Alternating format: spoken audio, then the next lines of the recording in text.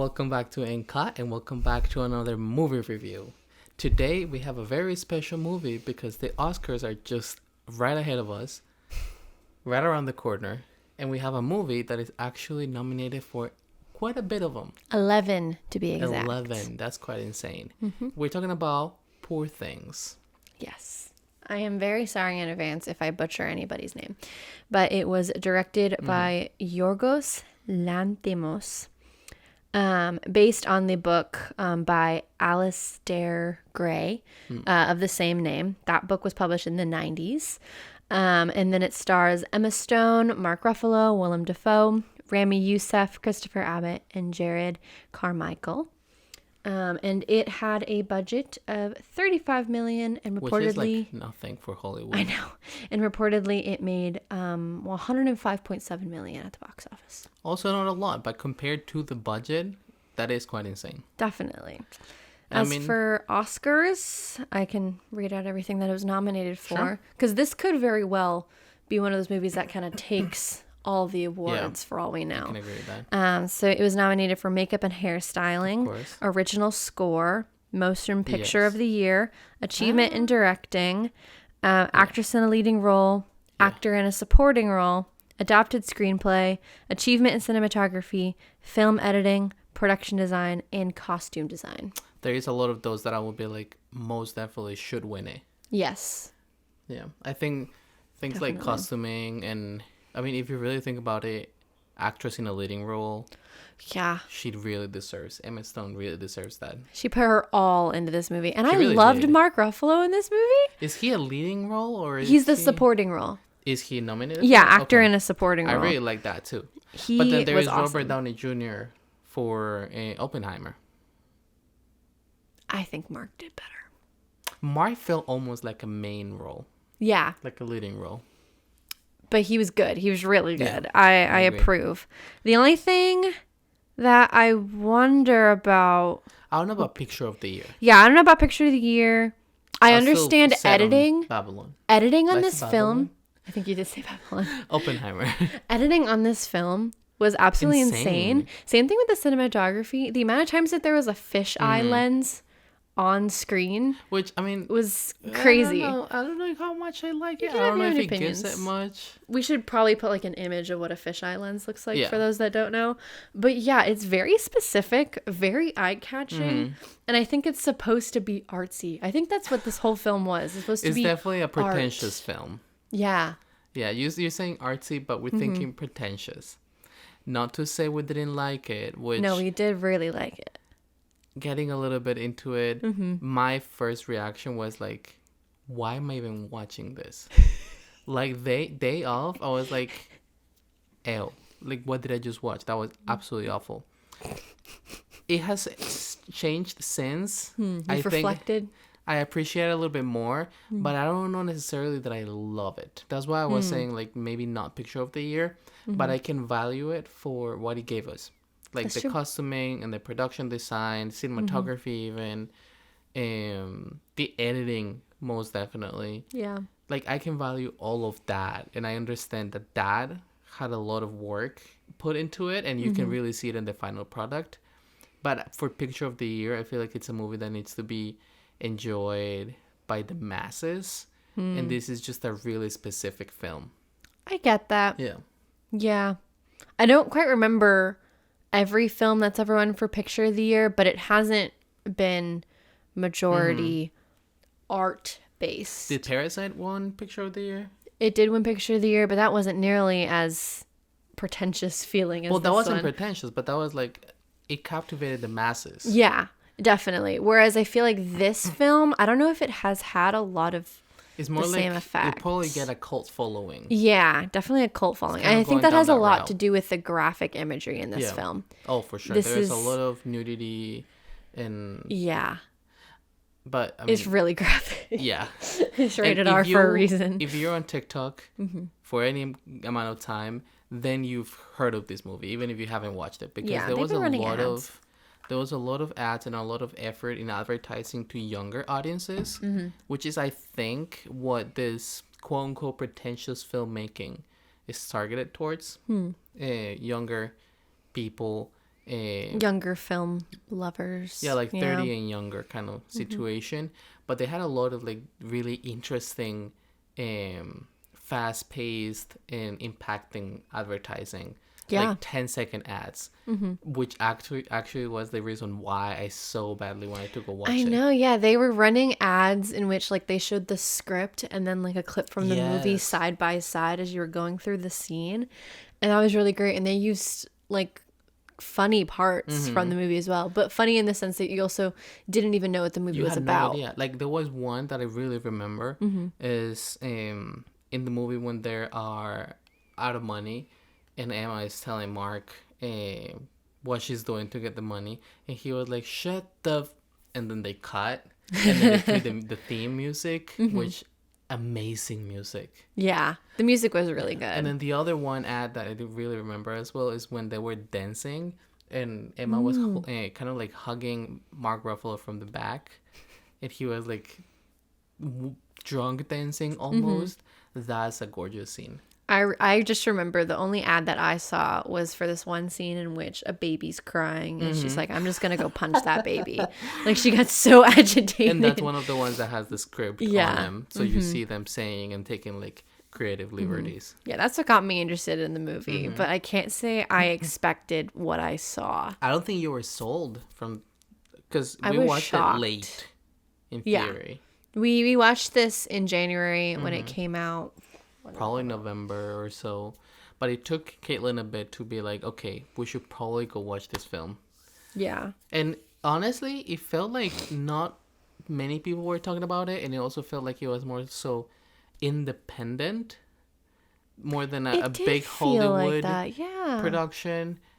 But then all of a sudden it started catching. And people were talking about the Academy Awards for this film. Yeah. And it became... I think they were trying to hide a Hollywood film with an independent rope. Independent feel. Like it had all like the pretentious art stuff. Like an experimental film. And then it has all that indie feeling. I feel like because of all the experimental stuff that they did, that's why it felt more indie. It felt that's the thing, fresh. Like, although it's not an experimental film because it's a full-on narrative. Like experimental, no narrative. Everything is like whatever opinion you have on it or whatever you can infer from it. This has a full narrative that you can follow. But the editing made it so experimental. Yeah, it was incredibly risky, I feel like, at times to assume that the audience was going to be fine with this. Like, especially going from like black and white to color. First 30 minutes being black and white. Yeah. Like I said, like the constant use of fisheye lenses, using really, really bright colors, and intense sequences that kind of come out of nowhere. Yeah. But it fit for some reason. Like it all meshed together really well. But I was also really sad at the beginning. Like it's been 30 minutes of just black and white and I'm here because there are ads that show me beautiful color and big contrast and I'm like, I'm losing a little bit of that. Yeah, definitely. But it's also set in this like dystopian post-apocalyptic almost world. It's like, I think someone was calling it kind of like steampunk Victorian London. Exactly. But like to an even greater extent.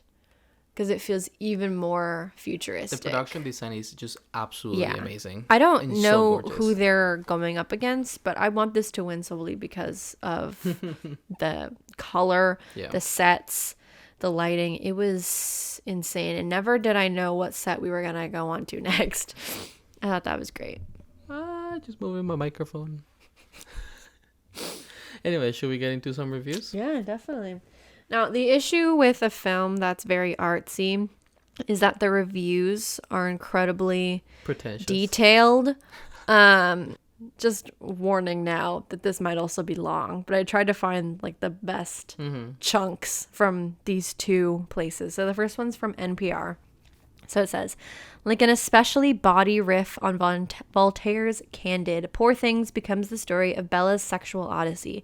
Ever since the movie's Venice Film Festival premiere, that was in September, by the way, it came to the U.S. on December 8th.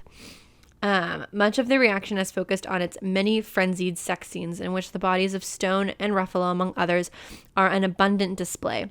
But the movie is after something more than mere titillation. Much of the time it emphasizes on the absurdity rather than the ecstasy of sex. Some admirers of Poor Things have argued that it's a feminist work in which Bella's erotic awakening becomes the key to her liberation.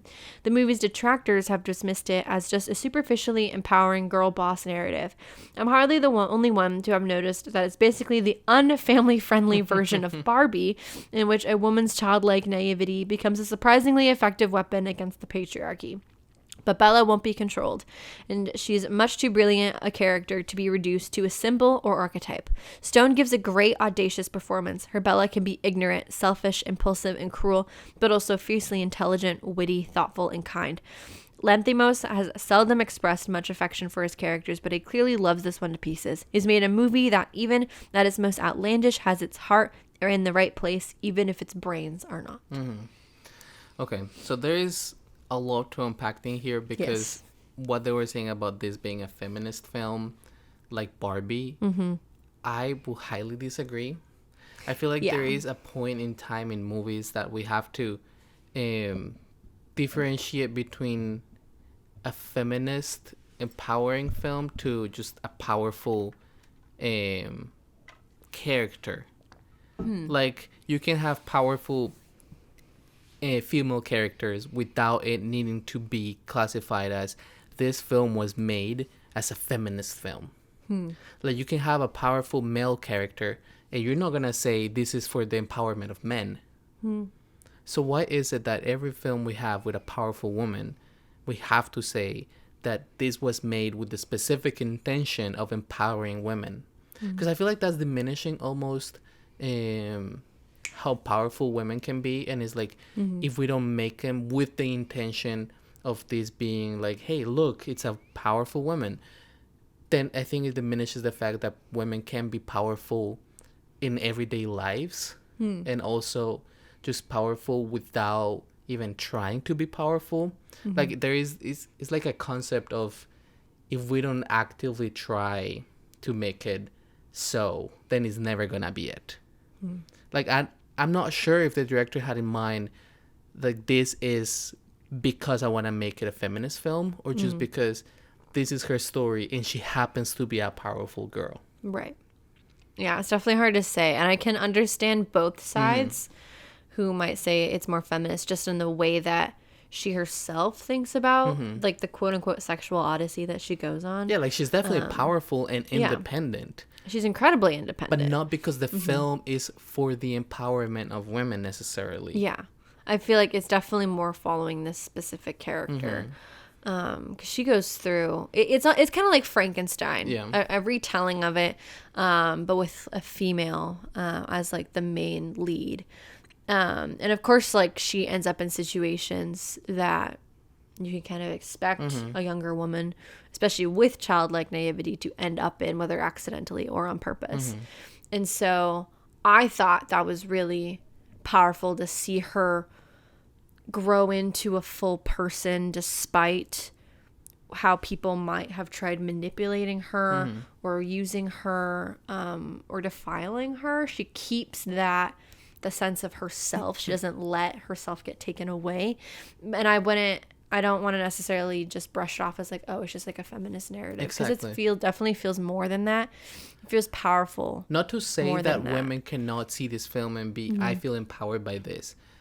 Because you definitely can. But not because it was made for only that specific reason. Yeah. I feel like we can find ourselves in films without filmmakers having to put every single detail into portraying that one narrative.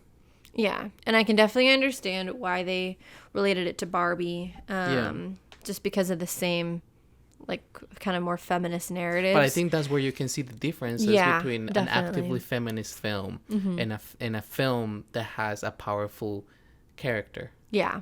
No matter the gender. There's definitely a separation in there, because I feel like you then sort of diminish all the other characters that you're seeing and viewing. Because I think as it was Emma Stone's character Mm-hmm. going through all these things, I think the journey that Mark Ruffalo went on was just as interesting. Yes. Watching a man think he has power over a woman and have his entire life and then implode in realizing front of that him. he just really doesn't. He just he gets completely destroyed and distraught. He's not even himself because he thought that he could manipulate a young woman. Yeah. And I think it'd be wrong of us to diminish that story because I think that was just as interesting as Bella Baxter. And I think that's where the other aspect of this unpacking is. Who exactly are the poor things? Yeah, that was a question you asked me. Definitely. Because you will infer that Bella Baxter? Bella Baxter, yeah. Bella Baxter is the poor thing. Because, oh, look, poor Bella, she's never left the house and she's not allowed outside of her house because she's trapped and she's a monster. Mm-hmm. Listen, the moment she said, I want out, she was let go. Mm-hmm. Obviously, the dad was like, oh, I don't really want to let you out. But he really didn't push back at all. Mm-hmm. She said, I'm going to leave. And he was like, all right, then leave. I'm going to help you out. And I'm going to give you some money to leave. Yeah. Same thing with Mark's character. Mm-hmm. He said, I have power over you. And I'm going to make sure that you stay with me. And she said, I'm out. So that's it. That's it. So I think every one person that came across her had their life ruined. Maybe not by her. Right. Their life was altered. And everything that ruined. they thought that they knew that they could have power over someone was completely changed. They realized, I cannot control this individual. Yeah. I have created something that I am unable to contain. So one could say that these people that come across her are the poor things. Mm-hmm. Like the other girl, the other daughter, quote unquote, that he had, he was trying to make her be like Bella. So even her life was affected by the fact that Bella existed. Right. So she can be a poor thing. Mark can be a poor thing because his life was full on flipped. Yeah. Even the dad had a big, almost like a depression moment. And then the one guy that she was betrothed to, he wanted to die almost. That poor guy went on a roller coaster. So it really just makes you think, like, who are the poor things? Is it Bella or is it everyone else or is it everyone? Because if anything, Bella was in control of everything all the time. Yeah. Till the end. That's how I see it. Definitely. Don't you love a good analysis? I have one more review. This is from ArizonaCentral.com. Wow. First. That's a first. Okay. Everything about Poor Things is too much. The story, the acting, the costumes, the backgrounds, and sets. Every time you think director Yorgos Lanthimos has gone too far, he goes farther. And the movie is so much better for it. Funny, shocking, thoughtful, and progressive, it is, above all, massively entertaining. It's not like having dessert before dinner. It's like having dessert for dinner and afterward, too. Played a certain way, this could be insufferable. In Stone's hands, it's irresistible. An awkward dance scene is played for laughs, sure, and it's funny. But it's also more. Stone brings a wide-eyed wonder to Bella that is infectious. It's all part of her evolution. She tells the madame that clients shouldn't choose which women they have sex with. The women should choose. That's like another quote from this. It's metaphorical, no doubt. Bella standing in for women's progress. But it's also practically tactile in its depiction. The sets and costumes are so rich, so over the top. What a blast. It may be too much for some. There is, for instance, graphic nudity and a copious amount of sex. One person's gorgeous backdrop might be another person's lurid distraction. The stylized dialogue and delivery might strike some as effective and not perfect for the context of the film. I'm all in. It's delightful to see filmmakers and actors take such big swings. It's even more delightful when they connect, and in Poor Things they do. There were definitely laugh out loud moments in this movie. Oh yeah. But then to the point that it's entertaining above all, there was so much happening. Yet while I was watching the movie, I was like, when is this going to be over? It's really unfortunate.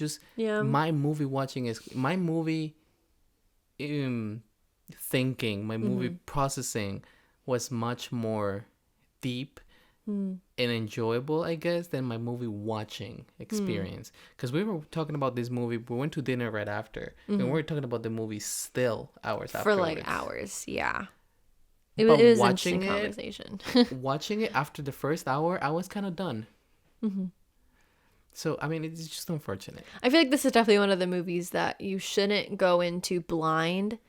Yeah, I think it was the expectation of what I had seen on the advertisements. Exactly. Because there was no indication that it was going to be that graphic. There was no indication of the subject matter of the story. We barely knew it was like a Frankenstein-esque story to begin with. We knew nothing. So if you want to see this movie, you go right ahead now that you know kind of what's going to happen.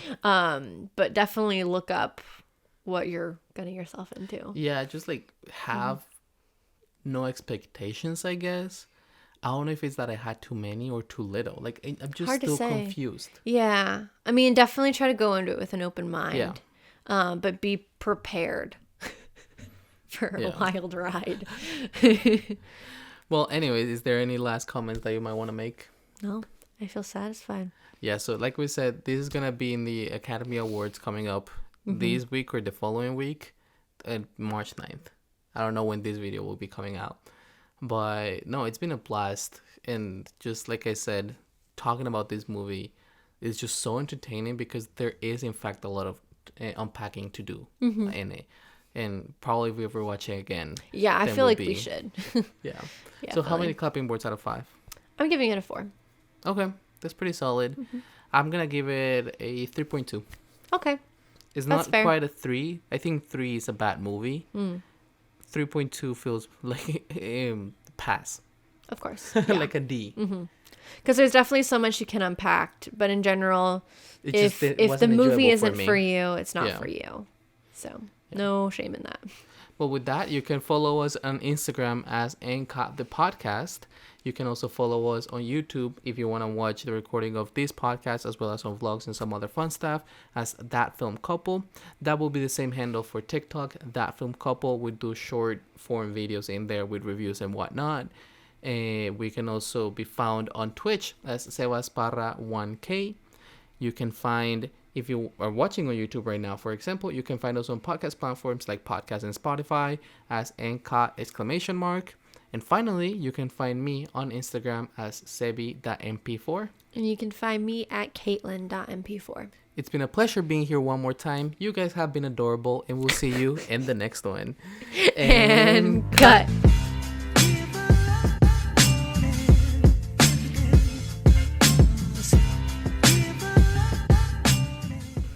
Adorable.